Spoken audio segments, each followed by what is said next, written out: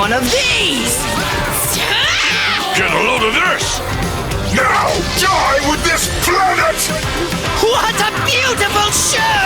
Speak down to a god. Things are only getting started.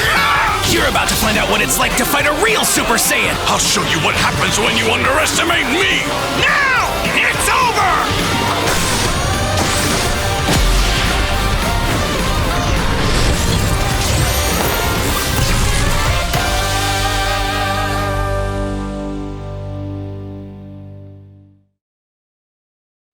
Hi everybody, I'm Yu from Bandai Namco Entertainment.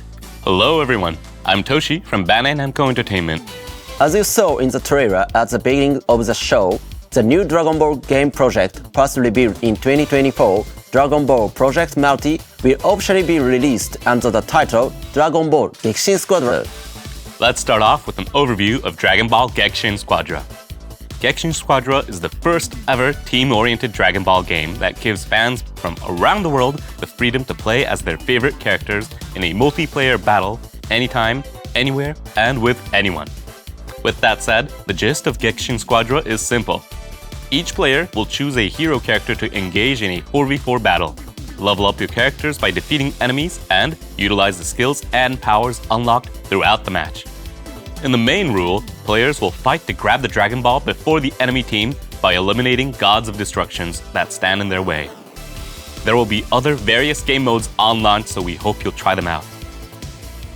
Our design philosophy with Gexin Squadron is to provide an enjoyable experience even when the skill gap between players may seem too large. Don't worry though, players with a deeper understanding of the game will have an edge over others.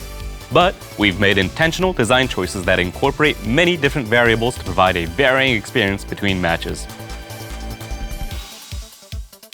To make Dragon Ball Gexin Squadron more enjoyable for everyone, we are working on expanding support beyond the mobile and PC version to include console.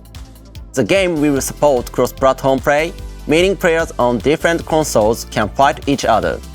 There will also be cross-platform save support, allowing game progress and save data to be carried across multiple platforms, so you can play the game at home on the console, then continue playing on a mobile device outside.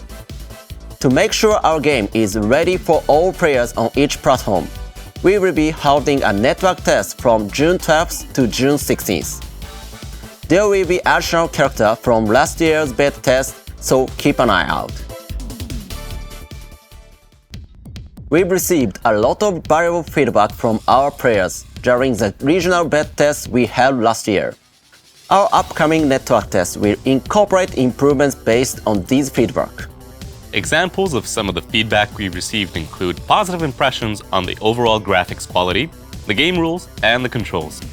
At the same time, we've received some comments regarding the high frequency of matches against CPU opponents, the unfair advantage from the bonus of defeating the Great Ape, and of the blandness of matches, feeling like the same repeating experience. Let's start off with the Great Ape. The Great Ape was designed to intensify the flow of battle, bring matches to a close, and offer teams a chance to make a comeback. While it did serve those intended purposes, we found that the comeback mechanic ended up being a source of frustration for many players.